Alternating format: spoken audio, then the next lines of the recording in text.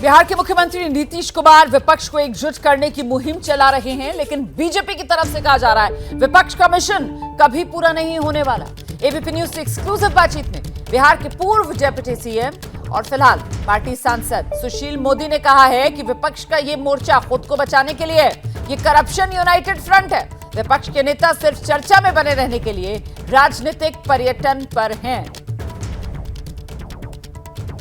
नरेंद्र मोदी के खिलाफ क्या विपक्षी दल एक हो पाएंगे, ये बड़ा सवाल है। नीतीश कुमार इसी मुहिम में लगे हुए हैं।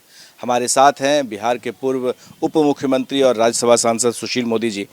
नीतीश कुमार जिस तरह से पूरे देश का दौरा करना उन्होंने शुरू कर दिया है, अखिलेश यादव से मिले उत्तर प्रदेश में, ममता बनर्जी से बंगाल में, क्या लग रहा है कि नरेंद्र मोदी के खिलाफ जो मोर्चा तैयार किया जा रहा है वो बड़ी चुनौती देगा? देखिए, आज तक इस देश के अंदर दो ही बार विपक्षी एकता हुई है, एक बार 1977 में और दूसरी बार 1989 के अंदर। दोनों बार करप्शन एक बड़ा मुद्दा था। आज क्या करप्शन मुद्दा है? उस समय सत्ताधारी दल पर भ्रष्टाचार का आरोप लगाता, चाहे बोफोर्स का मामला हो या इमरजेंसी के दौरान इंदिरा गांधी उनकी सरकार पर। लेकिन आज तो विपक्ष पर ही भ्रष्टाचार का आरोप लग रहा है। तो ये तो करप्शन यूनाइटेड फ्रंट है। जो भ्रष्टाचार में लिप्त लोग हैं उनका ये यूनाइटेड फ्रंट बना रहे अपनी जान बचाने के लिए। और उस समय जेपी जैसा व्यक्तित्व था, इसे सारे दलों को मिलकर एक किया। और आज मुद्दा क्या है? क्या बोफोर्स जैसा मुद्दा है? भी जो अडानी मुद्दे की जो हवा भर रहे थे गुब्बारे में राहुल गांधी, उसको तो शरद पवार ने एक सुई चुभ होकर उसकी हवा निकाल दिया। अब तो अडानी कोई मुद्दा नहीं है। पूरे कर्नाटक के चुनाव में एक बार भी राहुल गांधी ने अडानी शब्द का प्रयोग नहीं किया, उसकी चर्चा नहीं की। या 77 में चुनाव किस मुद्दे पर था? और ये अगर कहते हैं कि मोदी हटाओ, तो मोदी हटाओ के मुद्दे पर अगर चुनाव लड़ते तो आखिर में कोई आपके पास इश्यूज होना चाहिए ना, किस मुद्दे पर आप चाहते हैं कि लोग हटे। और दूसरी बात ये है कि नीतीश जी अगर गए लखनऊ तो मायावती से क्यों नहीं मिले? वहाँ तो ताकत कोई कांग्रेस थोड़ी है, वहाँ तो ताकत है अखिलेश यादव और मायावती। तो मायावती से तो उनकी मुलाकात हुई नहीं। और बंगाल के अंदर ममता बनर्जी की जो लड़ाई है वो तो सीपीएम और कांग्रेस के साथ है।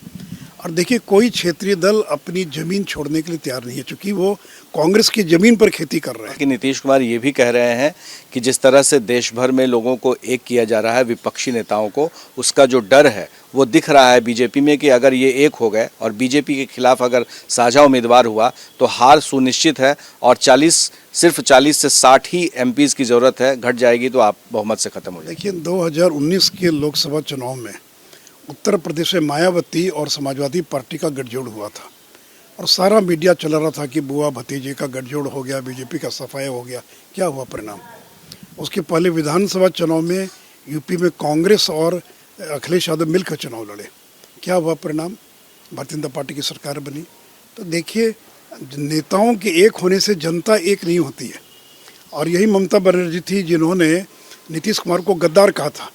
जब नोटबंदी के मुद्दे पर नीतीश कुमार ने समर्थन नहीं किया कांग्रेस का या ममता बनर्जी का, तो ममता बनर्जी पटना ही थी, यहाँ पर उन्होंने सभा किया और नीतीश कुमार को गद्दार कहा। और क्या केसीआर कांग्रेस का समझौता होगा? और अभी तो कर्नाटक का चुनाव हो रहा, क्यों नहीं वहाँ पर कुमारस्वामी की पार्टी और कांग्रेस का कोई समझौता हो पाया? और देखिए, तो राजनीतिक पर्यटन है, ये तो पॉलिटिकल टूरिज्म है। तो सुशील मोदी को आप सुन रहे थे। क्या मजबूरी है मेरी, बताइए। मैं अभी आपको बताती हूँ कि मैंने ओए होए होए होए नमकीन के चटकारे लेते हुए टकटकी मार के डिबेट शो को पॉज रिपीट कर करके देख रहे हैं जोगिंदर जी। इनकी तरह आप भी देखें अपनी फेवरेट डिबेट्स को रिपीट कर और डाउनलोड कीजिए एबीपी लाइव ऐप अपने स्मार्ट टीवी पर।